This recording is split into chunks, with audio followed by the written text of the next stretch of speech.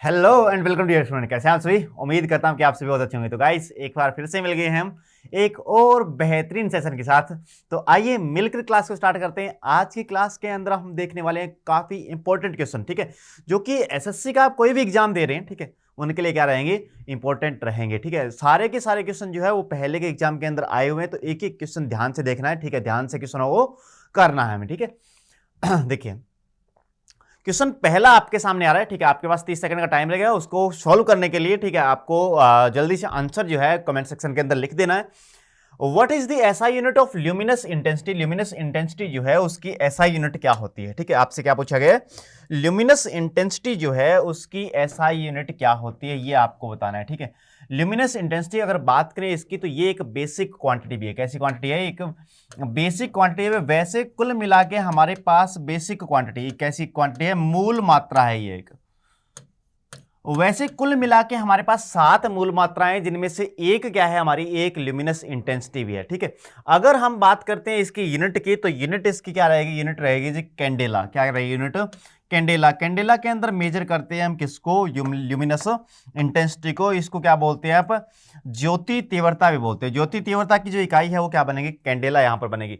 यहां पर एक और बेसिक यूनिट के बारे में जिक्र किया गया है। देखिए एम्पियर की अगर बात करें तो एम्पियर किसकी यूनिट होती है जी? एम्पियर यूनिट होती है आपकी करंट की। और करंट भी क्या है? एक बेसिक क्वांटिटी। इलेक्ट्रिक करंट की बात करें तो ये भी क्या है? एक बेसिक क्वांटिटी। यहां पर दो है, यहां पर हमें दे रखी है। अगर हम बात करते हैं मोल की, किसकी बात करते हैं? मोल की, तो ये भी हमारी कैसी क्वांटिटी? ये भी हमारी एक बेसिक क्वांटिटी। कैसी क्वांटिटी है? ये भी हमारी एक बेसिक क्वांटिटी है। अगर बात करें मोल किसकी यूनिट होती है, तो मोल यूनिट होती है आपकी अमाउंट ऑफ सब्सटेंस की, ठीक है। मोल किसकी यूनिट होती है? मोल यूनिट होती है अमाउंट ऑफ सब्सटेंस की। तो यहां पर ये आपको 3 बेसिक यूनिट तो यहां पर दी गई है। अगर और बात करें हम, तो एक रह गया आपका मास। क्या रह गया आपका? मास। और मास की बात करें तो मास की यूनिट क्या होती है जी? मास की यूनिट होती है आपकी केजी। दूसरी आपकी एक बच गई लेंथ। लेंथ की अगर बात करें तो लेंथ की यूनिट क्या होती है? लेंथ की यूनिट होती है आपकी मीटर। एक यहां पर बच गया आपका टेम्परेचर। टेम्परेचर, ठीक है। टेम्परेचर की अगर बात करें तो टेम्परेचर की एसआई यूनिट क्या होती है जी? केल्विन होती है। एक हमारे पास यहां पर क्या बच गया? टाइम बच गया। और टाइम की यूनिट क्या होती है जी? टाइम की यूनिट आपकी होती है सेकंड। तो ये 7 हमारे पास क्या है? बेसिक यूनिट है। अगर बात करें मास हो गया, लेंथ हो गया, टेम्परेचर हो गया, टाइम हो गया, इसके अलावा ल्यूमिनस इंटेंसिटी हो गया, इलेक्ट्रिक करंट हो गया, और क्या हो गया? अमाउंट ऑफ सब्सटेंस हो गया। ये सातों की सातों क्या है हमारे पास? बेसिक यूनिट है। इनकी सातों की इकाई मैंने आपको बता दी। तो अच्छे से क्या रखेंगे? माइंड के अंदर रखेंगे। फिजिक्स के अंदर 7 मूल मात्राएं हैं, जिनकी इकाइयां जो है वो कुछ इस प्रकार से है आपके, ठीक। तो अच्छे से क्या रखेंगे? माइंड के अंदर रखेंगे। चलिए नेक्स्ट क्वेश्चन की बात करते हैं। नेक्स्ट क्वेश्चन आपसे क्या पूछा गया? What is the absolute unit of power in CGS system? किसके अंदर पूछा गया है? सीजीएस सिस्टम के अंदर पूछा गया है। पावर की यूनिट आपसे पूछी गई है किसके अंदर? सीजीएस सिस्टम के अंदर। अगर हम पावर की बात करते हैं, देखिए पावर यहां पर दो तरह की पावर आपको दे सकता है। एक होती है आपकी इलेक्ट्रिकल पावर, और एक होती है आपकी मैकेनिकल पावर, या फिर मैकेनिकल पावर हो चाहे इलेक्ट्रिकल पावर हो, ठीक है। एक होती है आपकी लेंस की पावर। अगर लेंस की पावर की बात करें तो वहां तक हमें नहीं जाना, क्योंकि लेंस की पावर अगर दिया होगा तो यहां पर दिया होगा ऑप्टिकल पावर, ठीक है। तो ऑप्टिकल पावर की यूनिट क्या होती है? डायोप्टर होती है। लेकिन डायोप्टर यहां पर कहीं भी ऑप्शन के अंदर नहीं दिया गया है आपको। तो सीधी सी बात है, किसकी यूनिट पूछ रहा है? मैकेनिकल पावर या फिर इलेक्ट्रिकल पावर की यूनिट पूछी जा रही है आपसे। तो पावर की अगर बात करें तो पावर क्या होती है? Work done divide by time, के कितने टाइम के अंदर आप कितना कार्य कर सकते हैं। कितने टाइम के अंदर आप कितना कार्य कर सकते हैं, वही आपकी क्या होती है? पावर होती है। तो पावर की यूनिट क्या होगी? पावर की यूनिट होगी यहां पर जूल डिवाइड बाय सेकंड। अगर एसआई यूनिट के अंदर चलें तो जूल डिवाइड बाय सेकंड होगी। लेकिन अगर हम सीजीएस सिस्टम के अंदर बात करें, किसके अंदर बात करें? सीजीएस सिस्टम के अंदर बात करें तो हमारा जो वर्क डन है उसकी यूनिट क्या होती है? उसकी यूनिट होती है जी अर्ग। और डिवाइड बाय क्या आ जाएगा? अर्ग डिवाइड बाय टाइम, यानी कि अर्ग डिवाइड बाय क्या आ जाएगा? सेकंड। अर्ग सेकंड इनवर्स, ये क्या है? ये हमारी पावर की यूनिट बनेगी। अर्ग सेकंड इनवर्स, ये क्या बनेगी? पावर की यूनिट बनेगी। किसके अंदर? सीजीएस सिस्टम के अंदर। लेकिन अगर हम बात करते हैं एसआई यूनिट के अंदर, तो जूल पर सेकंड। जूल पर सेकंड को आप क्या बोलते हैं? वाट बोलते हैं। क्या बोलते हैं? वाट बोलते हैं। तो ये बनेगी एसआई यूनिट के अंदर, ठीक है। ये क्या बनेगी? एसआई यूनिट बनेगी पावर की। जबकि अगर सीजीएस की बात करें तो वो क्या बनेगी? अर्ग पर सेकंड बनेगी। अर्ग पर second is the right option for this question. तो डी ऑप्शन जो है हमारा क्या बनेगा, राइट आंसर बनेगा। अर्घ किसकी यूनिट होती है जी, अर्घ यूनिट होती है आपकी वर्कडन की, ठीक है। अर्घ किसकी यूनिट होती है, वर्क की यूनिट होती है। और यहां पर ये जो डाइन आपको दिया गया है, डाइन किसकी यूनिट होती है, डाइन फोर्स की यूनिट होती है। तो ये भी क्या रखें, ध्यान रखें, डाइन फोर्स की सीजीएस यूनिट है, जबकि फोर्स की एसआई यूनिट की अगर बात करें तो एसआई यूनिट क्या होती है जी, एसआई यूनिट होती है आपकी न्यूटन। तो ये भी क्या रखना है साथ में, ध्यान रखना, एसआई यूनिट क्या होती है, न्यूटन होती है, लेकिन डाइन क्या है, डाइन सीजीएस यूनिट है। ऐसे ही अगर वर्क की बात करें तो वर्क की एसआई यूनिट क्या होती है, एसआई यूनिट की अगर बात करें तो वो क्या होती है, वो होती है आपकी जूल। लेकिन सीजीएस यूनिट क्या है, आपकी अर्घ है। ऐसे ही वाट बात करें, पावर की बात करें तो अर्घ पर सेकंड क्या है, सीजीएस यूनिट है, जबकि वाट जो है वो क्या है, पावर की एसआई यूनिट होती है। ये भी क्या क्या रखना है साथ में, ध्यान रखना, अच्छे से क्या रखना है, माइंड के अंदर रखना है। चलिए नेक्स्ट क्वेश्चन की बात करते हैं। नेक्स्ट क्वेश्चन आपसे क्या पूछा गया है, if eco return in 2 second, eco जो है अगर 2 सेकेंड के अंदर वापिस आ जाती है, what is the distance of reflecting surface if the speed of sound is 340 metre per second. यानी कि साउंड की स्पीड आपको दी गई 340 मीटर पर सेकेंड है, और इको जो है वो 2 सेकंड के अंदर वापस आ रही है। इको का मतलब क्या है, इको का मतलब रिफ्लेक्शन के बाद जो आपको साउंड सुनाई देती है, ठीक है। साउंड जो आपको सुनाई देती है आफ्टर रिफ्लेक्शन, वो क्या होती है, आपकी इको होती है, ठीक है। अब क्या पूछना चाह रहा है कि मान लीजिए कि यहां पर कोई ऑब्जर्वर था, यहां पर मान लीजिए कि कोई क्या था, ऑब्जर्वर था। यहां पे ऑब्जर्वर है, उन्होंने क्या, इसने क्या किया, इसने कुछ साउंड प्रोड्यूस की, ठीक है। और वो साउंड आपके यहां मान लीजिए वो रिफ्लेक्टिंग सरफेस है, यहां वो साउंड टकरा के और वापस आ गई कितने टाइम के अंदर, 2 सेकंड के अंदर। कितने टाइम के अंदर आ गई, 2 सेकंड के अंदर आ गई, ठीक है। 2 सेकंड के अंदर अगर आ गई तो साउंड ने टोटल डिस्टेंस कितना ट्रेवल किया है, तो 2 सेकंड गुना में कितनी स्पीड है, 340। तो साउंड ने डिस्टेंस जो ट्रेवल किया है टोटल वो कितना है, 340 इंटू में क्या हो गया, इंटू में हो गया 2। 340 इंटू में क्या हो गया, 340 इंटू में क्या हो गया, 2 हो गया। ये टोटल डिस्टेंस कवर किया है। लेकिन ये तो जाने का भी है और आने का भी, दोनों तरह का है ना, गई भी है 2 सेकंड के अंदर और वापस भी आई है।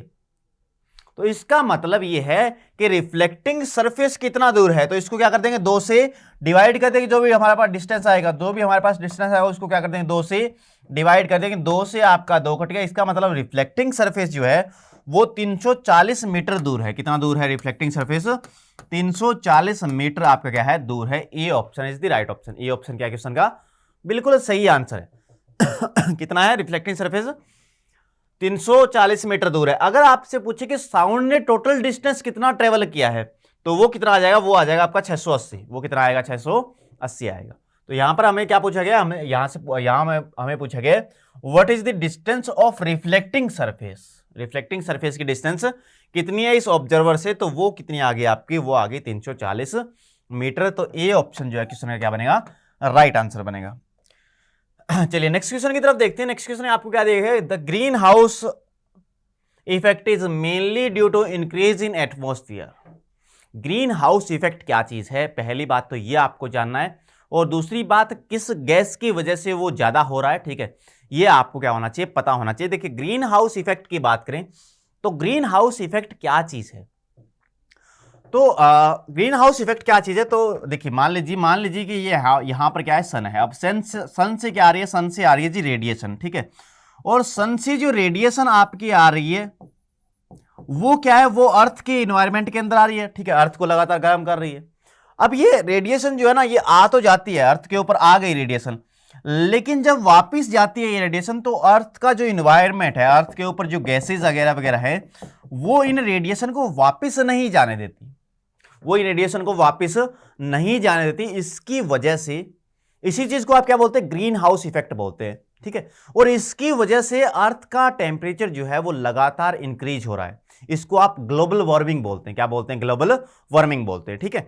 तो अच्छे से क्या रखेंगे, माइंड के अंदर रखेंगे। अच्छा, कौन सी गैस ज्यादा कारगर सिद्ध होती है इन रेडिएशन को रोकने के लिए, तो वो है आपकी कार्बन डाइऑक्साइड। वो कौन सी गैस है, कार्बन डाइऑक्साइड। तो सीधी सी बात है, कार्बन डाइऑक्साइड अगर इन्वायरमेंट के अंदर ज्यादा होगी, इसका लेवल बढ़ेगा, तो ग्रीन हाउस इफेक्ट उतना ही क्या होगा, ज्यादा होगा, उतना ही क्या होगा, ज्यादा होगा। तो अच्छे से क्या रखेंगे, C option is the right option. Carbon dioxide अगर गैस बढ़ेगी तो फिर ग्रीन हाउस इफेक्ट जो है वो क्या होगा, ज्यादा होगा। और मेनली किसके कारण होता है, मेनली आपका ग्रीन हाउस इफेक्ट जो है वो किसके कारण होता है, कार्बन डाइऑक्साइड के कारण, ठीक है। देखिए एक बात यहां पर यह भी ध्यान रखेंगे कि कार्बन डाइऑक्साइड एक पोल्यूटेंट गैस आपकी नहीं है। ग्रीन हाउस गैस जरूर है लेकिन पोल्यूटेंट गैस नहीं है। जबकि अगर बात करें SO2 की या फिर NO2 की, ये सारी क्या है, ये सारी पोल्यूटेंट गैस है, यानी कि ये पर्यावरण प्रदूषण करती है, लेकिन कार्बन डाइऑक्साइड पर्यावरण प्रदूषणकारी नहीं है। तो ये क्या रखेंगे, ये माइंड में रखेंगे, ये अच्छे से क्या रखेंगे, ध्यान में रखेंगे। तो यहां पर आंसर है आपका क्या हुआ, सी ऑप्शन, यानी कि कार्बन डाइऑक्साइड। चलिए नेक्स्ट की बात करते हैं। नेक्स्ट क्या है आपका, colour of light is related to its. Colour of light, बहुत सारे बच्चों को इस क्वेश्चन के अंदर डाउट रहता है कि सर कलर ऑफ लाइट जो है वो वेवलेंथ का फंक्शन होता है। ठीक है, लाइट का कलर जो है वो वेवलेंथ का फंक्शन होता है, यानी कि वेवलेंथ के कारण लाइट का अलग अलग कलर हो जाता है, जबकि ऐसा नहीं है। मान लीजिए कि एक ग्रीन कलर का बल्ब आपके पास है, मान लीजिए क्या क्या है, ग्रीन कलर का बल्ब आपके पास है। अब उसको आपने बाहर जलाया, उसको आपने पानी के अंदर जला दिया। अब पानी के अंदर जब आपने जला दिया अगर ग्रीन कलर का बल्ब, तो क्या कोई अलग अलग कलर दिखेगा क्या उसका? अलग कलर उसका नहीं दिखेगा, ग्रीन ही दिखेगा। जबकि वेवलेंथ तो चेंज होती है ना, जब पानी से लाइट बाहर आती है एयर के अंदर, या फिर एयर से लाइट पानी के अंदर जाती है, तो वेवलेंथ तो चेंज होती है लाइट की। इसका मतलब वो कलर भी चेंज होना चाहिए था, लेकिन कलर चेंज नहीं होता, क्योंकि लाइट की फ्रीक्वेंसी चेंज नहीं हो रही। क्या चेंज नहीं हो रही? लाइट की फ्रीक्वेंसी चेंज नहीं हो रही। जब भी लाइट मीडियम चेंज करती है, लाइट की फ्रीक्वेंसी जो है वो चेंज नहीं होती है। इसी कारण से जो कलर है लाइट का, वो किसका फंक्शन है? आपका फ्रीक्वेंसी का। किसका फंक्शन है? फ्रीक्वेंसी का। ध्यान रखेंगे, अच्छे से क्या रखेंगे, माइंड में रखेंगे। A option is the right option. A option क्या है क्वेश्चन का? बिल्कुल सही आंसर है, आवर्ती का। किसका रहेगा? आवर्ती का। Frequency is the right option. Frequency क्या है? सही आंसर है आपका। लाइट का कलर जो है उसकी फ्रीक्वेंसी का एक फंक्शन है। ठीक है, तो अच्छे से क्या रखेंगे, इसको भी माइंड के अंदर रखेंगे। चलिए नेक्स्ट क्वेश्चन क्या पूछा गया आपको, the fourth state of matter is known as. पदार्थ की चौथी अवस्था क्या है? देखिए टोटल अगर बात करें तो 3 स्टेज के बारे में तो आप जानते हैं, सॉलिड, लिक्विड और गैसेस। ठीक है, सॉलिड, लिक्विड और गैसेस, इनके बारे में तो सभी लोग जानते हैं। ठीक है, सॉलिड क्या होता है जी, लिक्विड क्या होता है जी, गैसेस क्या होती है। ठीक है, उसके बाद एक आती है चौथी स्टेज। चौथी स्टेज को आप क्या बोलते हैं? वो बोलते हैं प्लाज्मा। ठीक है, चौथी स्टेज को क्या बोलते हैं आप? प्लाज्मा। और 5वीं जो स्टेज आती है उसको क्या बोलते हैं? BEC, Bose Einstein condensate. क्या बोलते हैं? Bose Einstein condensate. तो ये क्या है? बोस आइंस्टाइन कंडेंसेट, ये 5वीं स्टेज है। और चौथी स्टेज यहां पर क्या है? चौथी स्टेज है जी प्लाज्मा। तो इसका भी क्या रखेंगे, ध्यान रखेंगे, plasma is the right option. Plasma क्या है? बिल्कुल सही आंसर है आपका। बी ऑप्शन जो है बिल्कुल सही आंसर है आपका, प्लाज्मा। अच्छा जी, प्लाज्मा क्या होता है? प्लाज्मा होता है मैटर इन आयनिक फॉर्म। ठीक है, आयनिक फॉर्म के अंदर जब कोई मैटर होता है तो उसको क्या बोलते हैं आप? प्लाज्मा बोलते हैं। क्या बोलते हैं? प्लाज्मा बोलते हैं। एक बेसिक आपका तरीका है कि अगर कोई चीज आयनिक फॉर्म के अंदर है, जैसे आपका ट्यूबलाइट जो होती है उसके अंदर मरकरी के वेपर भरे जाते हैं। ठीक है, और जब आपका वो ट्यूबलाइट जलाया जाता है तो मरकरी क्या बनते हैं? आयंस बनते हैं, और वो क्या होते हैं? फ्लोरोसेंट होते हैं आपके, वो चमकते हैं। ठीक है, उसके कारण आपको ट्यूबलाइट की रोशनी जो है वो दिखाई देती है। तो वो क्या होती है? वो प्लाज्मिक फॉर्म के अंदर होती है। किसके अंदर होती है? प्लाज्मिक फॉर्म के अंदर होती है। तो ध्यान रखेंगे, बी ऑप्शन जो है क्वेश्चन का क्या बनेगा? राइट आंसर बनेगा। चौथी स्टेज जो है पदार्थ की, वो क्या है? वो है आपका प्लाज्मा। तो अच्छे से क्या रखेंगे, माइंड में रखेंगे। चलिए नेक्स्ट क्वेश्चन आपसे क्या पूछा गया? नेक्स्ट क्वेश्चन आपसे पूछा गया the dimensional formula of torque is. Torque जो है उसका डायमेंशनल फॉर्मूला क्या है? टॉर्क का डायमेंशनल फॉर्मूला क्या है? तो टॉर्क का dimensional formula same as it is वैसा ही है जैसा वर्क डन का है, लेकिन वर्क डन और टॉर्क के अंदर फर्क है। वर्क डन जो है वो एक स्केलर क्वांटिटी है, जबकि टॉर्क एक वेक्टर क्वांटिटी। टॉर्क क्या है? एक वेक्टर क्वांटिटी है। और अगर टॉर्क की बात करें तो टॉर्क इज इक्वल टू लिखा जाता है आपका R cross F। R cross क्या लिखा जाता है? F लिखा जाता है। ध्यान रखेंगे, एक वेक्टर क्वांटिटी है R क्रॉस F। देखिए R क्या है? आपका डिस्प्लेसमेंट वेक्टर है। क्या है? आपका डिस्प्लेसमेंट वेक्टर है। और यहां पर F जो है, F क्या है? F आपका फोर्स। ठीक है, F क्या है? यहां पर फोर्स है आपका। तो ध्यान रखेंगे, अच्छे से क्या रखेंगे, याद रखेंगे इस बात को कि डायमेंशनल फॉर्मूला क्या बनेगा? फोर्स का डायमेंशनल फॉर्मूला mL/-2। और अगर R की बात करें तो R का डायमेंशनल फॉर्मूला क्या है? L। ठीक है, तो डायमेंशनल फॉर्मूला क्या बन जाएगा टॉर्क का? वो बनेगा mL² और T⁻²। ठीक है, mL² और T⁻²। ऐसे ही अगर वर्कडन की बात करें, तो वर्कडन क्या होता है? फोर्स इंटू में डिस्प्लेसमेंट। फोर्स इंटू में क्या होता है? डिस्प्लेसमेंट होता है। ठीक है, तो फोर्स इंटू में डिस्प्लेसमेंट, अगर इसकी बात करें तो mL/-2 और डिस्प्लेसमेंट की बात करें तो L, यानी कि इसका भी डायमेंशनल फॉर्मूला क्या बनेगा? एम एल स्क्वेयर टी की power -2 same as it is वैसा ही है जैसा वर्क डन का है, यानी कि टॉर्क और वर्क डन दोनों का डायमेंशनल फॉर्मूला क्या है, सेम है, एम एल स्क्वेयर टी की पावर -2। सी ऑप्शन के अंदर आपको दे रखा है। सी ऑप्शन क्या बन जाएगा क्वेश्चन का, राइट आंसर बन जाएगा। सी ऑप्शन क्या बनेगा क्वेश्चन का, बिल्कुल एग्जैक्टली राइट आंसर बनेगा। एम एल स्क्वेयर टी की power -2, M L square T की पावर -2। चलिए नेक्स्ट क्वेश्चन क्या दिया गया है, नेक्स्ट क्वेश्चन आपको दिया गया है when does resultant magnitude of balanced force become zero. अगर कोई बैलेंस्ड फोर्स है तो उनका रिजल्टेंट मैग्नीट्यूड कब जीरो होता है, किस टाइम जीरो होता है? Never, sometime, always, can be zero और can not be. Can be zero और कैन नॉट बी, यानी कि अगर बैलेंस्ड फोर्स है, किसी बॉडी के ऊपर बैलेंस्ड फोर्स लग रहा है तो उनका मैग्नीट्यूड कब जीरो हो जाएगा? बैलेंस्ड फोर्स का मैग्नीट्यूड कब जीरो हो जाएगा? तो ऑलवेज, क्या रहेगा? ऑलवेज। ध्यान रखेंगे कि बैलेंस्ड फोर्स का मैग्नीट्यूड जो है वो ऑलवेज क्या होता है? जीरो होता है। ठीक है, when does resultant magnitude of balanced force become zero, ध्यान रखेंगे ऑलवेज हमेशा क्या होता है? जीरो होता है। ठीक है, हमेशा क्या होता है? जीरो होता है। जैसे फॉर एग्जांपल के लिए यहां पर देखिए, यहां पर कुछ पिक्चर है, यहां पर ये जो फोर्स आपका लग रहा है 300 न्यूटन का, मान लीजिए इधर आपने फोर्स लगा दिया 300 न्यूटन का, इधर आपने फोर्स लगा दिया, तो यहां पर जो रिजल्टेंट मैग्नीट्यूड बनेगा वो क्या बनेगा? जीरो बनेगा। यानी कि एफ नेट क्या रहेगा? एफ नेट वो क्या रहेगा? जीरो रहेगा। एफ नेट क्या रहेगा? जीरो रहेगा। अगर इस पॉइंट पे हम फोर्स देखने लग जाए तो 300 न्यूटन का इधर लग रहा है, 300 न्यूटन का इधर लग रहा है। ठीक है, यानी कि बैलेंस्ड फोर्स लग रहे हैं इस बॉडी के ऊपर, तो रिजल्टेंट मैग्नीट्यूड क्या रहेगा? इनका जीरो रहेगा। तो ध्यान में रखेंगे हमेशा क्या होता है? जीरो होता है। अच्छे से क्या रखेंगे? माइंड में रखेंगे। चलिए नेक्स्ट क्वेश्चन की बात करें। नेक्स्ट क्वेश्चन क्या दिया गया आपको? The earth revolve around the sun in elliptical orbit. Earth अगर इलिप्टिकल ऑर्बिट के अंदर मूव कर रही है, इट्स स्पीड इज, इसकी स्पीड जो है वो क्या रहेगी? Going on decreasing continuously, greater when it is closest to the sun, greater when it is farthest from the sun, constant at all the point of the orbit. यानी कि हमेशा constant रहेगी, या जब सबसे दूर होगी तब उसकी स्पीड सबसे ज्यादा होगी, या सबसे नजदीक होगी तब उसकी स्पीड सबसे ज्यादा होगी, या फिर गोइंग डिक्रीजिंग कॉन्टिन्यूसली, यानी कि कॉन्टिन्यूसली क्या कर रही है? डिक्रीज कर रही है। तो यहां पर देखिए, यहां पर अगर मैं बात बताऊं आपको कि मान लीजिए ये आपका सन है और ये आपका क्या है? अर्थ है। ठीक है, अर्थ सन के चारों ओर घूम रही है, तो ये वाली कंडीशन जब आती है ना, ये वाली, क्योंकि इलिप्टिकल ऑर्बिटल है तो ये वाली कंडीशन आएगी आपकी, और ये वाली सिचुएशन आएगी, तो ध्यान रखना है अर्थ जब सन के सबसे ज्यादा नजदीक होती है तो उसकी स्पीड सबसे क्या होती है?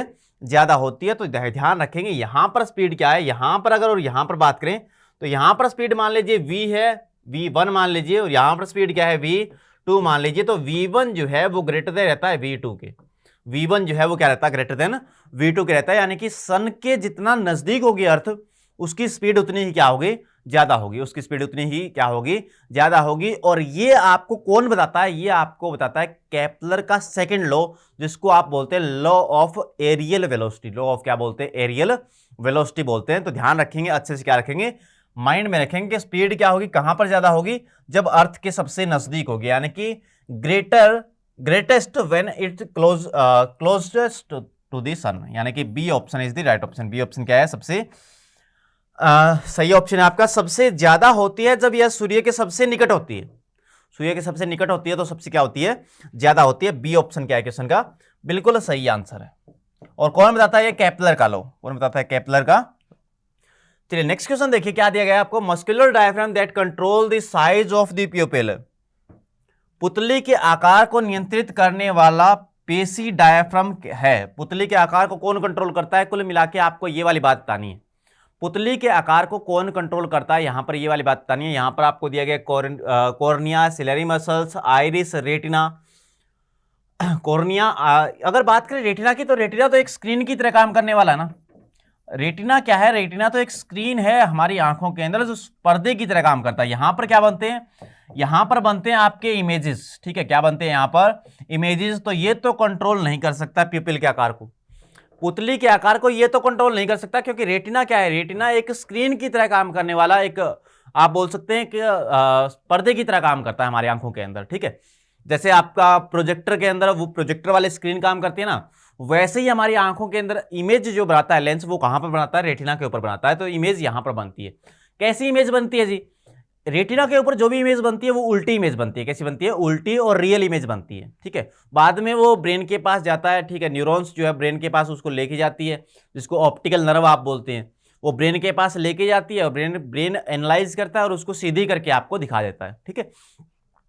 दूसरी बात करें अगर आइरिस की, तो बिल्कुल एग्जैक्टली परितारिका जो है वो क्या बनेगा, क्वेश्चन का राइट आंसर बनेगा आइरिस जो है वो कंट्रोल करता है प्यूपिल के साइज को। आइरिस क्या काम करता है? आइरिस कंट्रोल करता है प्यूपिल के साइज को। क्या रखेंगे? ध्यान रखेंगे। सिलेरी मसल्स की बात करें तो ये सिलेरी मसल्स क्या काम करती है? लेंस जो है उसकी फोकल लेंथ, लेंस जो है उसकी फोकल लेंथ को क्या करती है? ये कंट्रोल करती है। लेंस की फोकल लेंथ को क्या करती है? ये कंट्रोल करती है। यानी कि ये अगर स्ट्रेच हो गई तो क्या हो जाएगा? लेंस की फोकल लेंथ क्या हो जाएगी? ज्यादा हो जाएगी, यानी कि लेंस पतला हो जाएगा, ठीक है। और ये ढीली अगर पड़ गई तो क्या हो जाएगा? लेंस मोटा हो जाएगा और फोकल लेंथ क्या हो जाएगी? कम हो जाएगी। तो ये सिलेरी मसल्स जो आपकी हैं, सिलेरी मसल मांसपेशियां जो हैं, ये क्या काम करती है? लेंस की फोकल लेंथ को कम ज्यादा करती है। इसके अलावा कॉर्निया, भाई कई बार आपसे पूछा जाता है कि आंखों का जब दान किया जाता है तो ऐसा नहीं कि पूरी आंखें निकाल के दे दी, ये ले मेरे भाई, ठीक है। तो पूरी आंख निकाल के हम नहीं देते। आंखों का जब दान किया जाता है तो कॉर्निया का दान किया जाता है। किसका दान किया जाता है? कॉर्निया का दान किया जाता है। नेत्र और आई जब डोनेट की जाती है तो कॉर्निया क्या किया जाता है? डोनेट किया जाता है। ये क्या होती है? ये आंखों के ऊपर एक झिल्ली होती है जो क्या काम करती है? आंखों के अंदर एंटर करने वाली लाइट की इंटेंसिटी को क्या करती है? कंट्रोल करती है, ठीक है। इंटेंसिटी ऑफ लाइट को कौन कंट्रोल करता है? तो वो कॉर्निया कंट्रोल करता है। और ज्यादातर लाइट को रिफ्लेक्ट या रिफ्रैक्ट भी क्या करता है? कॉर्निया ही करता है। तो ये भी क्या रखेंगे? साथ में ध्यान रखेंगे, ठीक है। आई डोनेट करने के समय क्या दिया जाता है? कॉर्निया का दान कर दिया जाता है। क्वेश्चन का राइट आंसर क्या बनेगा? आइरिस बनेगा, जो कि क्या काम करती है? प्यूपिल के साइज को कंट्रोल करती है। अच्छा जी, प्यूपिल क्या काम करती है? पुतली क्या काम करती है? तो पुतली अमाउंट ऑफ लाइट को कंट्रोल करती है। किसको कंट्रोल करती है? अमाउंट ऑफ लाइट, आंखों के अंदर एंटर करने वाली लाइट की अमाउंट को कंट्रोल करता है। ध्यान रखिए, कॉर्निया और इसके अंदर फर्क है। ये क्या काम करता है? इंटेंसिटी ऑफ लाइट को कंट्रोल करता है। इंटेंसिटी ऑफ लाइट को कौन कंट्रोल करता है? तो वो करता है आपका कॉर्निया। जबकि अमाउंट ऑफ लाइट की बात करें तो वो कौन कंट्रोल करती है? पुतली। और आप ध्यान से देखेंगे अगर तो आपको पुतली दिख भी जाएगी। अगर आपकी आंखें में थोड़ी सी बना के आपको दिखाऊं, यहां पर आंखों का स्ट्रक्चर आपको दिखाया भी गया होगा। आंखों का स्ट्रक्चर आपको दिखाया गया, ऐसा आंखों का आपका स्ट्रक्चर होता है, ठीक है। इस तरह का स्ट्रक्चर आपकी आंखों का, यहाँ पे क्या है? कॉर्निया, सबसे बाहरी झिल्ली, प्यूपिल, आइरिस। ये तो है आपका क्रॉस सेक्शन। अगर मैं आपको सिंपल सा दिखाऊं कि आपकी आंखें जो है ना कुछ इस प्रकार से आपके दिखाई दे रही होगी, ठीक है। आपकी आंखें जो है कुछ इस प्रकार से आपको दिखाई दे रही होगी, ठीक है। अच्छा, एक बड़े वाला पार्ट, ये वाला पार्ट जो है व्हाइट दिखाई दे रहा है आपको। ये वाला पार्ट जो है कुछ लोगों का आपका ब्राउनिश होता है, ब्लैक, बाकी ब्लैक दिखाई देता है। और इसके अंदर भी आपको एक पार्ट दिखाई देता है। इसको क्या बोलते हैं? ये जो है ये है आपकी प्यूपिल। ये क्या है? आपकी प्यूपिल है, यानी कि ये क्या है? आपकी पुतली है, ठीक है। तो एक दूसरे की आंखों में देख सकते हैं आप, ठीक है। मतलब जो भी है, ठीक है। अगर पास पास बैठे हैं या फिर आपके साथ में कोई बैठा है तो उनकी आंखों के अंदर आप देख सकते हैं कि पुतली कहां से है, ठीक है। तो पुतली, आप प्यूपिल आपको नजर आ जाएगी बाहर से ही। चलिए नेक्स्ट क्वेश्चन की बात करते हैं। नेक्स्ट क्वेश्चन क्या दिया गया आपको? Which of the following does not change when photon enters? Photon का मतलब लाइट, फोटोन का मतलब light, enters glass slab from the air, from air, enter glass slab from air, यानी कि जब लाइट आपकी या फोटोन आपका एयर से किस में जाएगा? एयर से ग्लास स्लैब के अंदर जाएगा। एयर से कहां जाएगा? ग्लास स्लैब के अंदर जाएगा। ये मान लीजिए आपकी एयर है और ये मान लीजिए आपकी ग्लास स्लैब है, ठीक है। नीचे क्या है? ग्लास स्लैब है और ये मान लीजिए आपकी एयर है। तो लाइट जैसे ही आपकी जाती है तो आपको पता है लाइट की स्पीड क्या होती है? चेंज होती है। लाइट की स्पीड क्या होती है? चेंज होती है। अगर लाइट की स्पीड चेंज होती है, देखिए ध्यान रखेंगे, अगर एयर से कहां जाएगी लाइट? एयर से ग्लास के अंदर जाएगी तो लाइट क्या कर जाएगी? लाइट बेंड कर जाएगी। लाइट क्या कर जाएगी? बेंड कर जाएगी। इसको आप रिफ्रैक्शन ऑफ लाइट बोल के चलते। क्या बोल के चलते? रिफ्रैक्शन ऑफ लाइट बोल के चलते। लेकिन यहां पर क्वेश्चन पूछा गया है कि क्या चीज जो है वो चेंज नहीं होगी? Does not change. तो लाइट की क्या चीज चेंज होती है? पहली बात तो लाइट का पाथ बदल जाता है। क्या बदल जाता है? पाथ बदल जाएगा। वेलोसिटी क्या हो जाएगी? चेंज हो जाएगी लाइट की। और वेलोसिटी चेंज होने के साथ साथ वेवलेंथ भी लाइट की क्या होती है? वेवलेंथ भी लाइट की क्या होती है? चेंज होती है। लेकिन एक चीज है जो यहां पर नहीं बदलेगी, वो है आपकी फ्रीक्वेंसी। वो क्या नहीं बदलेगी? फ्रीक्वेंसी, ठीक है। फ्रीक्वेंसी जो है वो लाइट की नहीं बदलती है। अगर फ्रीक्वेंसी नहीं बदल देगी तो ध्यान रखेंगे फोटोन जो है आपका, फोटोन जो है आपका, उसकी एनर्जी अगर आपको निकालनी, किसकी एनर्जी निकालनी, फोटोन की एनर्जी, तो H इंटू में क्या करते हैं आप, F करते हैं। H तो कांस्टेंट है, H क्या है, कांस्टेंट है, प्लैंक्स कांस्टेंट जिसको आप बोलते हैं। और अगर F चेंज नहीं होगी तो एनर्जी जो है वो क्या होगी, चेंज नहीं होगी। यानी कि ऑप्शन के अंदर अगर ध्यान से देखें तो मोमेंटम भी चेंज होगा, क्योंकि वेलोसिटी चेंज हो रही है, वेलोसिटी खुद चेंज हो ही रही है, पाथ भी चेंज हो रहा है, वेवलेंथ भी क्या हो रही है, चेंज हो रही है, लेकिन एनर्जी जो है वो चेंज नहीं होगी। D option is the right option. D option क्या क्वेश्चन का सही आंसर है, यानी कि ऊर्जा जो है वो चेंज नहीं होगी। फ्रीक्वेंसी क्या होगी, फ्रीक्वेंसी आपकी कांस्टेंट रहेगी जब आपका फोटोन एंटर करेगा ग्लास स्लैब से या एयर से ग्लास स्लैब के अंदर, या फिर ग्लास स्लैब से एयर के अंदर कहीं भी एंटर करे। यानी कि जब मीडियम चेंज होगा तो लाइट की क्या चीज चेंज नहीं होती, लाइट की फ्रीक्वेंसी चेंज नहीं होती, और फ्रीक्वेंसी अगर चेंज नहीं होगी तो क्या चीज चेंज नहीं होगी, एनर्जी चेंज नहीं होगी। ठीक है, तो एनर्जी उतनी ही रहने वाली है आपकी। चलिए नेक्स्ट क्वेश्चन आपसे क्या पूछा गया, नेक्स्ट क्वेश्चन पूछा गया, a wave of frequency 2000 hertz travels between a and b, a और बी के बीच में ट्रेवल कर रही है, a distance of 400 metre in 2 second. भाई 400 मीटर का डिस्टेंस ट्रेवल किया 2 सेकंड के अंदर, तो इस वेव की वेलोसिटी क्या है, तो वेलोसिटी की अगर बात करें तो 400 डिवाइड बाय कितना हो जाएगा 2, यानी कि 200 मीटर पर सेकंड। इसकी वेलोसिटी कितनी है, 200 मीटर पर सेकंड। ठीक है, how many wavelength are there in distance A B, A B distance के अंदर कितनी यहां पर वेवलेंथ होगी, ए बी डिस्टेंस के अंदर कितनी यहां पर वेवलेंथ होगी, ए से लेकर बी तक, ए से लेकर और बी तक, ये मान लीजिए आपकी डिस्टेंस थी, ये ए से लेकर बी तक कितना डिस्टेंस है, 400 मीटर का। कितना डिस्टेंस है, 400 मीटर का। ठीक है, और इस वेव की जो वेलोसिटी है वो कितनी निकल के आई है, 200 मीटर पर सेकंड, या क्योंकि 400 मीटर का डिस्टेंस 2 सेकंड के अंदर ट्रेवल किया ना, 400 मीटर का डिस्टेंस 2 सेकंड के अंदर ट्रेवल किया है, तो वेव की जो वेलोसिटी आई है वो कितनी आई है, 200 मीटर पर सेकंड। और फ्रीक्वेंसी आपको दी गई है, फ्रीक्वेंसी कितनी दी गई है, फ्रीक्वेंसी आपको दी गई है 2000 हर्ट्ज। कितनी दी गई है, 2000 हर्ट्ज दी गई है। तो ध्यान रखेंगे, क्या ध्यान रखेंगे कि अगर आपको क्या निकालनी है, वेलोसिटी इज इक्वल टू क्या होता है, वेलोसिटी इक्वल टू होता है लेमडा इंटू में एफ, लेमडा इंटू में क्या होता है, एफ।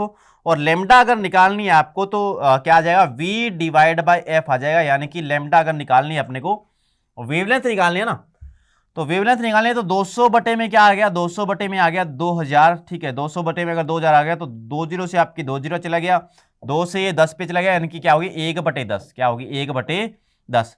इतनी क्या होगी, इतनी होगी जी एक वेवलेंथ, इतनी क्या होगी, एक वेवलेंथ इतने मीटर की।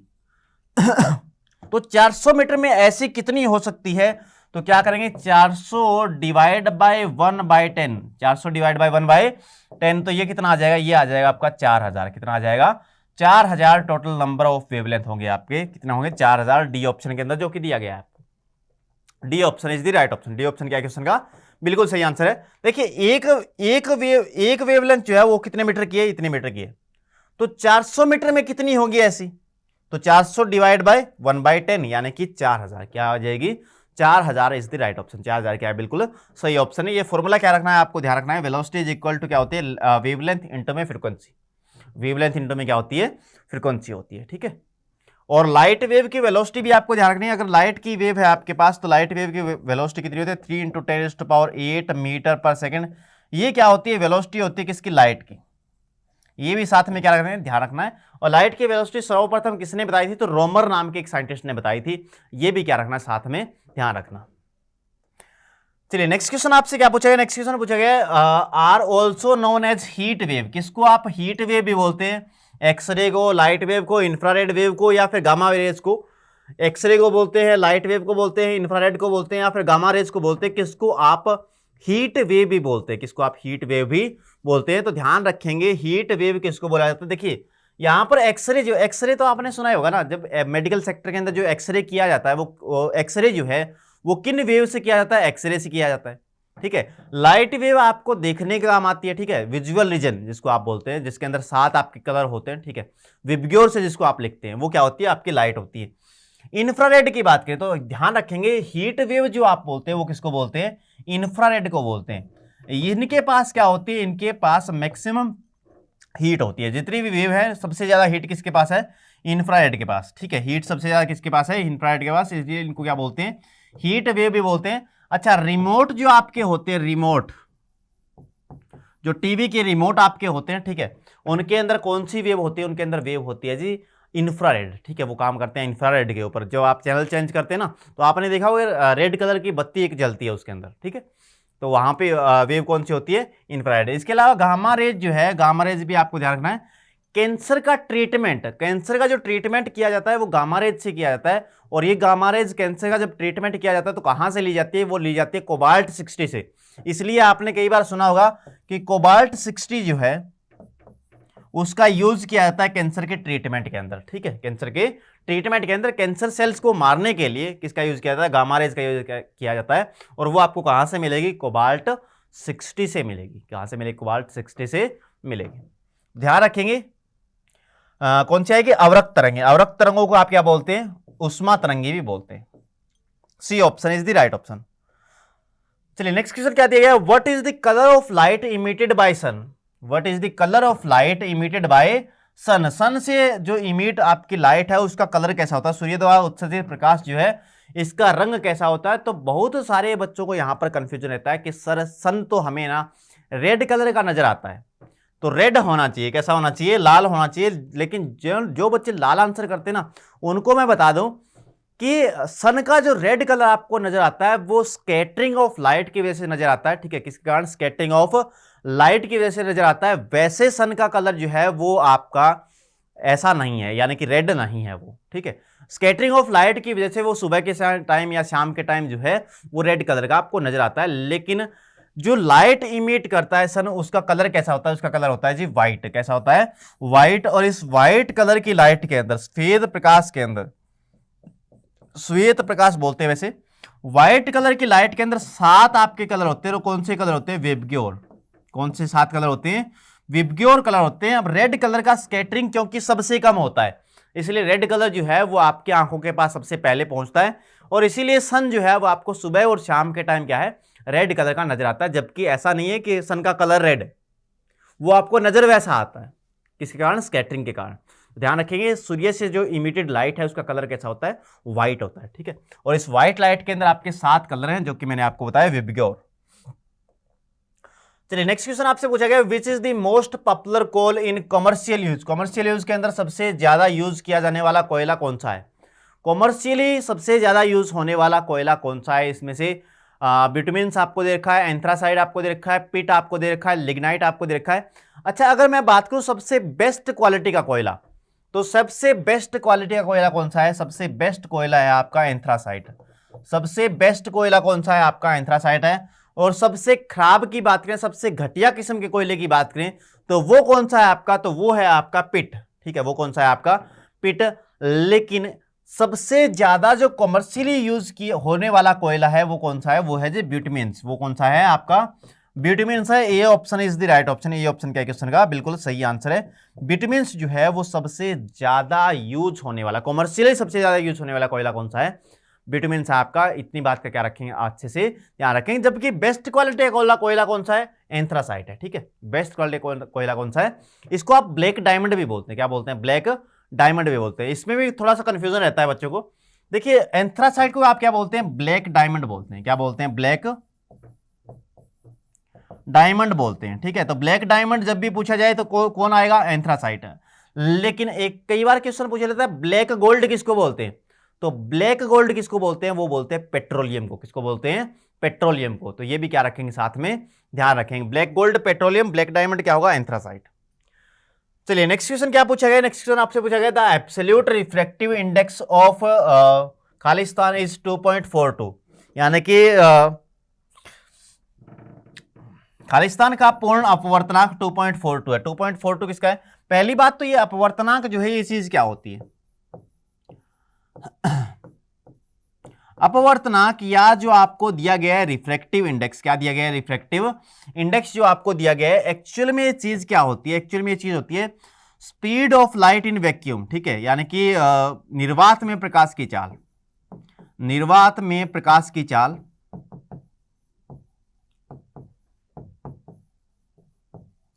बटे किसी मीडियम के अंदर प्रकाश की चाल, यानी कि किसी माध्यम में प्रकाश की चाल,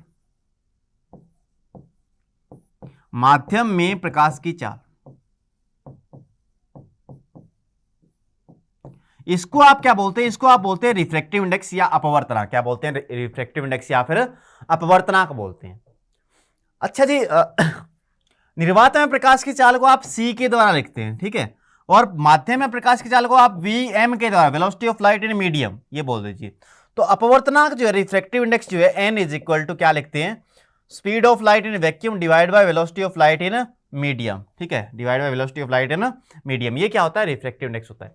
अच्छा, इससे क्या पता चलता है, अपवर्तनांक आपको या रिफ्रैक्टिव इंडेक्स आपको यह बताता है कि लाइट की स्पीड उस मीडियम के अंदर किस फैक्टर से कम हो रही है, किस फैक्टर से लाइट की स्पीड उसके मीडियम के अंदर क्या हो रही है, कम हो रही है। वही फैक्टर क्या कहलाता है, आपका अपवर्तनांक कहलाता है। और अगर यहां पर दिया गया है 2.42, तो ये किसका है जी, ये है आपका डायमंड का। ये किसका है, आपका डायमंड का। एक चीज मैं यहां पर और बता दूं कि यहां पर देखिए, ध्यान रखेंगे कि velocity of light in medium आपको निकालनी है, velocity of light in medium. तो यहां पर ये इधर चला जाएगा, ये नीचे आ जाएगा, यानी कि c डिवाइड बाय क्या करेंगे, n करेंगे। यानी कि रिफ्रैक्टिव इंडेक्स जिसका जितना n, जिसका जितना ज्यादा होगा, n क्या है, रिफ्रैक्टिव इंडेक्स है, अपवर्तनांक है ये। n जितना ज्यादा होगा, velocity of light in medium उतनी ही क्या होगी, कम होगी, उतनी ही क्या होगी, कम होगी। तो ये एक फैक्टर है जो आपको बताता है कि वेलोसिटी ऑफ लाइट किसी मीडियम के अंदर किस फैक्टर से कम हो रही है, ठीक है। ध्यान रखेंगे, अच्छे से क्या रखेंगे, माइंड में रखेंगे। B option is the right option. B option क्या क्वेश्चन का बिल्कुल सही आंसर है। चलिए, नेक्स्ट क्वेश्चन आपसे पूछा गया है, क्या पूछा गया है जी, who among the following scientist invented dynamite. Dynamite जो कि एक विस्फोटक है, जो कि क्या है, एक विस्फोटक है, उसका आविष्कार जो है वो किस साइंटिस्ट ने किया है। यहां पर एल्फ्रेड नोबल आपको दिया गया है, बेंजामिन फ्रैंकलिन आपको दिया गया है, रुडोल्फ डीजल आपको दिया गया है, थॉमस एल्वा एडिसन आपको दिया गया है। थॉमस एल्वा एडिसन की बात करें तो बल्ब की खोज के लिए जाने जाते हैं। और अगर रुडोल्फ डीजल की बात करें तो डीजल इंजन जो है उसके लिए जाने जाते हैं आपके रुडोल्फ डीजल। बेंजामिन फ्रैंकलिन जी की अगर बात करें तो इलेक्ट्रिसिटी की खोज, या फिर चार्ज की पोलैरिटी, या फिर बाइफोकल लेंस, ठीक है, इनकी डिस्कवरी किसने की थी, इनकी डिस्कवरी की थी बेंजामिन फ्रैंकलिन ने। या फिर लाइटनिंग कंडक्टर की अगर बात करें, तड़ित चालक की बात करें, तो इनकी डिस्कवरी की थी किसने, बेंजामिन फ्रैंकलिन ने। और यहां पर अगर बात करें एल्फ्रेड नोबल साहब की, तो एल्फ्रेड नोबल साहब ने डिस्कवरी की थी डायनामाइट की, ठीक है।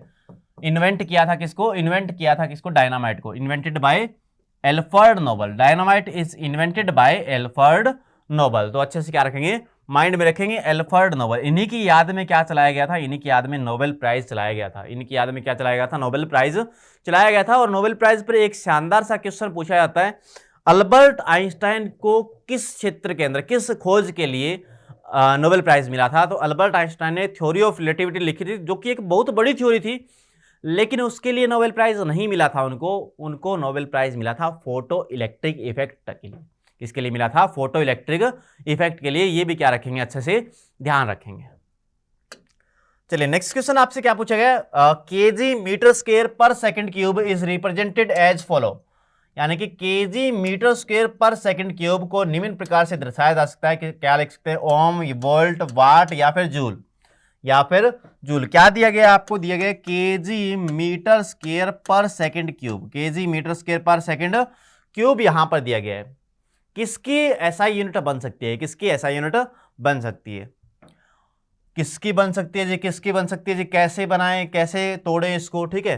तो आपको ये यूनिट जो है वो पता होनी चाहिए, आपको यूनिट जो है वो क्या होनी चाहिए, अच्छे से माइंड के अंदर होनी चाहिए। देखिए, अगर जूल की बात करें तो जूल क्या होता है आपका, ठीक है, ऑप्शन से चले जाएंगे या फिर यहां से चले जाएंगे, कहीं से भी चले जाओ, आंसर आपका सेम आने वाला है। देखिए, जूल की अगर बात करें तो जूल क्या होती है, जूल होती है जी newton per metre square, sorry newton metre, क्या होती है, न्यूटन मीटर। और न्यूटन की बात करें तो ये किसके बराबर है, एम ए के बराबर। किसके बराबर, एम ए के बराबर, यानी कि मास इंटू में एक्सेलरेशन, ठीक है, इंटू में क्या आएगा, मीटर। यानी कि इसकी यूनिट अगर बनेगी तो क्या बनेगी, KG metre square per second square बनेगी। केजी मीटर स्क्वायर पर क्या बनेगी, सेकंड स्क्वायर बनेगी।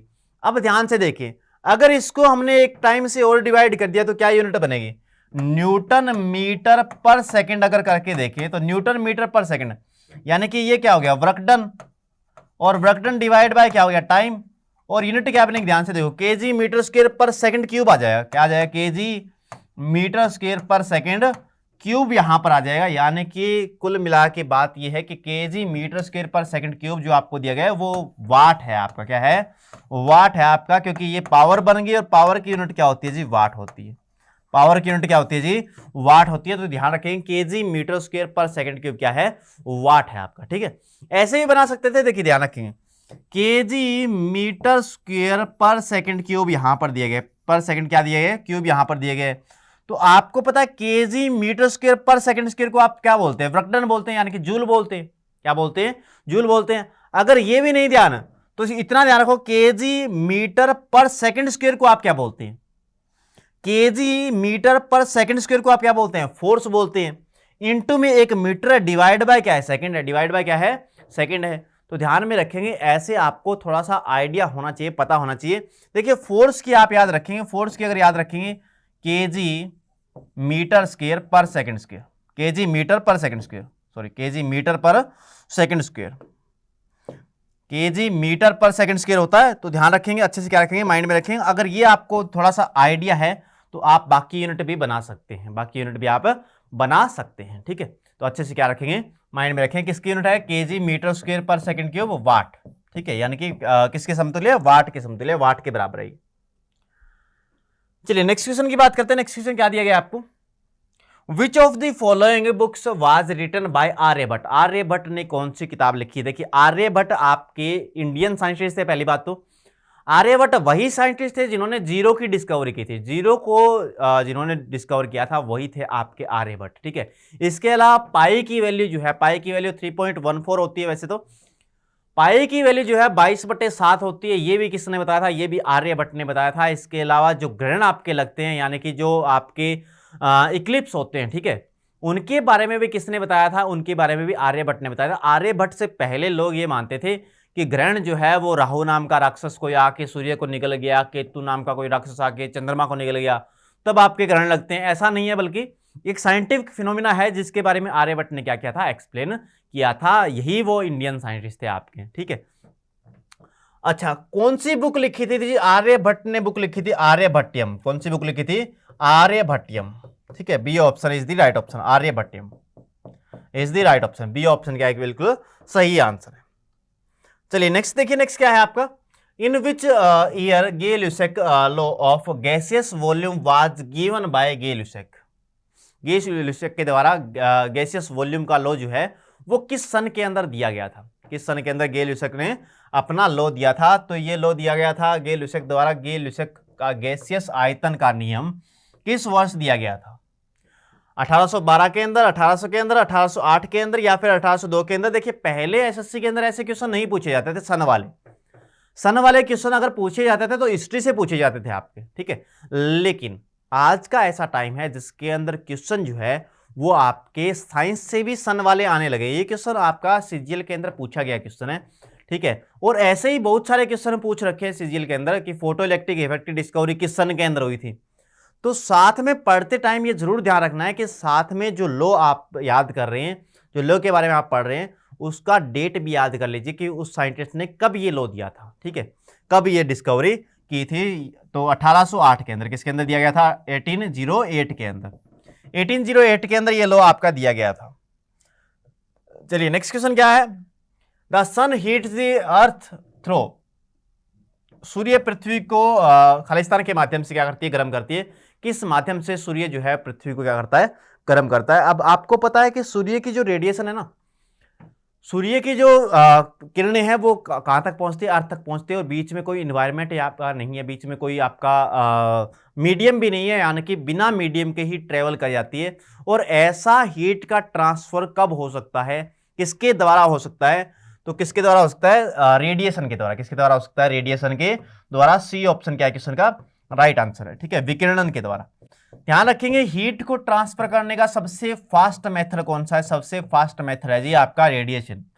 हीट को ट्रांसफर करने का सबसे फास्ट मेथड कौन सा है, तो वो है आपका रेडिएशन। अच्छे से क्या रखेंगे, माइंड के अंदर रखेंगे, विकिरणन। अच्छा, यहां पर कन्वेक्शन और कंडक्शन भी दिया गया। देखिए कन्वेक्शन की अगर बात करें, संवहन की अगर बात करें, तो ये ज्यादातर किसके अंदर होता है, लिक्विड और गैसेस के अंदर। किसके अंदर होता है, लिक्विड और गैसेस के अंदर जो हीट का ट्रांसफर होता है, लिक्विड और गैस के अंदर, वो किसके द्वारा होता है, संवहन के द्वारा। जबकि सॉलिड के अंदर जो हीट का ट्रांसफर होता है, सॉलिड के द्वारा जो हीट ट्रांसफर होती है वो किसके द्वारा होती है, वो आपके होती है चालन के द्वारा, यानी कि कंडक्शन के द्वारा, ठीक है। विखंडन फ्यूजन, हालांकि ये क्या है, एक प्रोसेस है, ये क्या है, एक प्रोसेस है, ठीक है। फिजन या विखंडन, इसका मतलब होता है टूटना। रेडिएशन, रेडिएशन जो है वो हीट का ट्रांसफर होता है वैक्यूम के अंदर। अगर वैक्यूम के अंदर हीट का ट्रांसफर हो रहा है तो किसके द्वारा हो रहा है, वो रेडिएशन के द्वारा हो रहा है, ठीक है। तो ध्यान में रखेंगे इसको रेडिएशन को मीडियम की आवश्यकता नहीं होती, चालन संवेदन इनको क्या पड़ती है, इनको मीडियम की रिक्वायरमेंट पड़ती है, जबकि रेडिएशन के लिए कोई मीडियम की रिक्वायरमेंट नहीं है।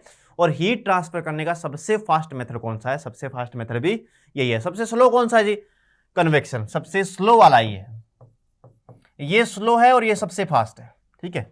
और कंडक्शन आपका बीच का यानी कि मीडियम। चलिए नेक्स्ट क्वेश्चन देखिए, नेक्स्ट क्वेश्चन क्या पूछेगा आपसे, expansion make the FL tower taller during summer. कौन सा एक्सपेंशन जो है विस्तार के कारण एफएल टावर गर्मियों में अधिक लंबा हो जाता है। एफएल टावर जो है क्योंकि मेटल का बना हुआ है, किसका बना हुआ है, मेटल का बना हुआ है। मेटल क्या करती है, एक्सपेंड करती है। मेटल क्या करती है, एक्सपेंड करती है, किसके साथ, टेम्परेचर के साथ। अगर टेम्परेचर बढ़ाया जाए तो मेटल क्या करेगी, मेटल एक्सपेंड करेगी।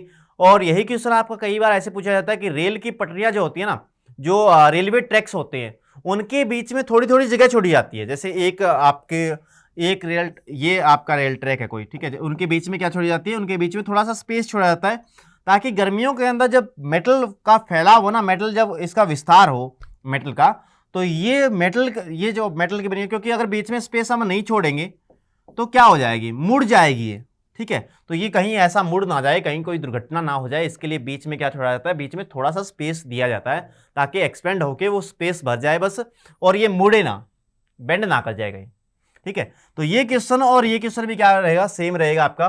कौन सा एक्सपेंशन है, थर्मल एक्सपेंशन। कौन सा एक्सपेंशन, थर्मल एक्सपेंशन, यानी कि गर्मियों के अंदर टेम्परेचर अगर ज़्यादा होगा तो मेटल एक्सपेंड करती है, वो एक्सपेंड ना कर जाए इसके लिए क्या दिया जाता है, ये स्पेस भी दिया जाता है। और एफएल टावर की हाइट इसके कारण क्या होती है, बढ़ जाती है, ठीक है, इंक्रीज कर जाती है। तो ये भी क्या रखेंगे, अच्छे से माइंड में रखेंगे। चलिए नेक्स्ट क्वेश्चन आपसे क्या पूछा गया, नेक्स्ट क्वेश्चन पूछा गया, Ohm's law stated that. Ohm's law जो है उसकी स्टेटमेंट आपको बतानी है। ओम्स लॉ की स्टेटमेंट क्या है,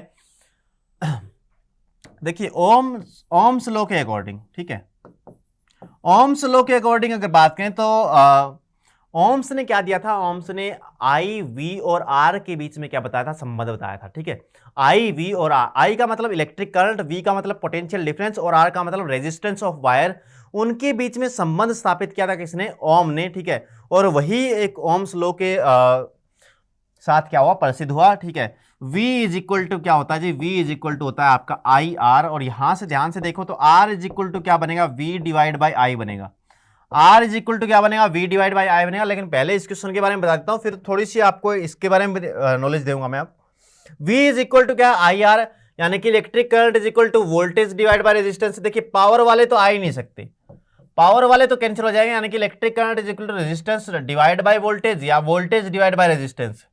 तो ध्यान से देखेंगे इलेक्ट्रिक करंट आई की वैल्यू क्या होगी, आई की वैल्यू यहाँ पे V डिवाइड बाय आर होगी ना, V डिवाइड बाय क्या होगी, आर होगी, यानी कि ये ऑप्शन क्या है क्वेश्चन का, राइट ऑप्शन है। ये ऑप्शन क्या है क्वेश्चन का, बिल्कुल सही आंसर है। अब ध्यान से देखने की कोशिश करें, वैसे तो ये आंसर आपका राइट आंसर बन गया, V इज इक्वल टू क्या बनेगा, आई आर बनेगा, और I इज इक्वल टू क्या बनेगा, V डिवाइड बाय आर बनेगा। ध्यान से देखो यहां पर R इज इक्वल टू क्या बनेगा, R is equal to V divide by I बनेगा। लेकिन R की वैल्यू देखिए, यहां पर R दे रखा है आपको, R is equal to V divide by I है। इस फॉर्मूले से तो आपको ये लगना चाहिए कि R की वैल्यू V पे डिपेंड करती है, I पे डिपेंड करती है। लेकिन ध्यान रखेंगे R की वैल्यू जो है वो ना तो V पे डिपेंड करती है और ना I पे डिपेंड करती है, जबकि R की वैल्यू है, R जो है वो डिपेंड करता है डायमेंशंस ऑफ वायर के ऊपर, टेम्परेचर ऑफ वायर के ऊपर और मटेरियल ऑफ वायर के ऊपर, रो L अपॉन A। R की वैल्यू किस पे डिपेंड करती है, length of wire, area of cross section of wire, resistivity of wire या फिर टेम्परेचर ऑफ वायर, ठीक है, उनके ऊपर डिपेंड करता है। R V और I के ऊपर डिपेंड नहीं करता है, ठीक है, क्योंकि R इस लो का क्या है, कांस्टेंट है। ओम्स लो का क्या है, R कांस्टेंट है, ठीक है। तो ध्यान रखेंगे V और I पर डिपेंड नहीं करता है, ठीक है, अच्छे से क्या रखेंगे, माइंड में रखेंगे। चलिए एक नेक्स्ट क्वेश्चन आपके सामने है, जल्दी से क्वेश्चन का आंसर देंगे। क्या क्वेश्चन का आंसर आने वाला है, खालिस्तान external agency, blank space, external agency applied on body to change its state of rest और यूनिफॉर्म मोशन। एक बाहरी निकाय है जो किसी पिंड की विराम अवस्था या एक समान गति को बदलने के लिए लगाई जाती है। ये है जी न्यूटन की गति का पहला नियम। ठीक है, न्यूटन साहब ने ये बात बताई थी। न्यूटन साहब जो आपके काफी विख्यात साइंटिस्ट हुए, उन्होंने कहा था कि अगर आप, किसकी डेफिनेशन है बेसिकली, तो किसकी डेफिनेशन है, फोर्स की, यानी कि किसकी डेफिनेशन है, बल की। यानी कि बल एक ऐसा कारक है, बल एक क्या है, ऐसा कारक है जो कि किसी वस्तु की स्टेट को चेंज कर सकता है, जो किसी वस्तु की क्या चेंज कर सकता है, स्टेट को चेंज कर सकता है। बल के बिना स्टेट आप चेंज नहीं कर सकते। ठीक है, तो उम्मीद करता हूं कि आपको समझ में आ गया कि किसकी डेफिनेशन है, फोर्स की डेफिनेशन।